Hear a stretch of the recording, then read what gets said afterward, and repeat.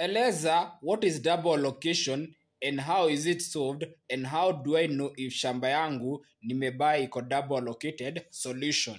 So majina ni Njogu Surveyor. This is Land Surveying Civic Education class.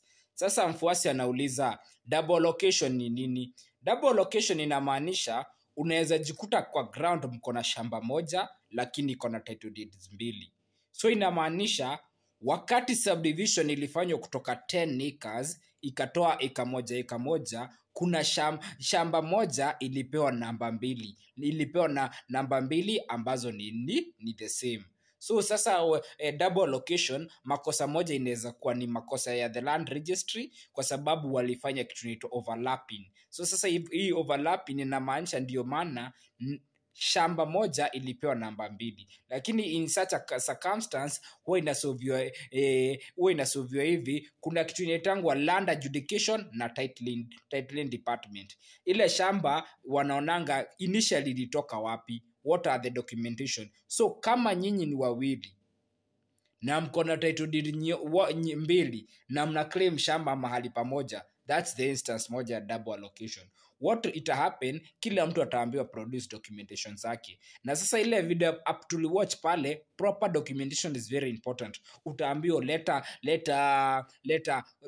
copy ya consent yako, leta consent ya land control board, leta land trust yenye ulifanya, leta documentation sales agreement, uliuziwa na nani, receipts ziko wapi. By the time umeitishwa hizo, mwingine akilegea kidogo, mwenye kati yao mwenye atalegea kidogo, register atajua hako genuine na shamba yake itakansoliwa. Sasa double allocation tena inaweza tendeka, shamba inaweza kuwa ni moja kwa ground lakini imefunguliwa cards mbili. Cards mbili inamaanisha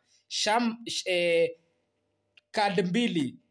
Unakuta shamba ni hao watu wako na title deed moja. Title deed inasoma kama ni Royal Block 2 3406 na ingine inasema Royal Block 2 3406, lakini kwa ground ukifika unakuta that hizo ni shamba wako tofauti, wakiwa area tofauti. So hiyo inamaanisha wako na cards mbili.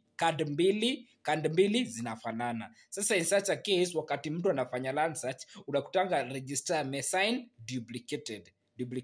So what happens, the land register and the district surveyor wanafaa kupanga time wakuje ground assessment. Wakikuja ground assessment wataona pia documentation ni muhimu. Lazima produce all the documentation za kwamba shamba ni yako. Irreducible ni sales agreement, consent ya kama ni ulitransferiwa, receipts zenye ulilipa, witness, all that. Sasa land register atafika kwa ground, wakikuta shamba ni mbili ziko different location lakini zinasoma title deed moja yenye watamfanya uamuzi na moja itakuwa nullified, apewe namba mpya.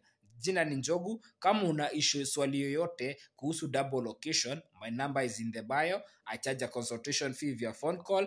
I'm available. You can pass by my office and can come and share a cup of coffee at your preferred location. Thank you.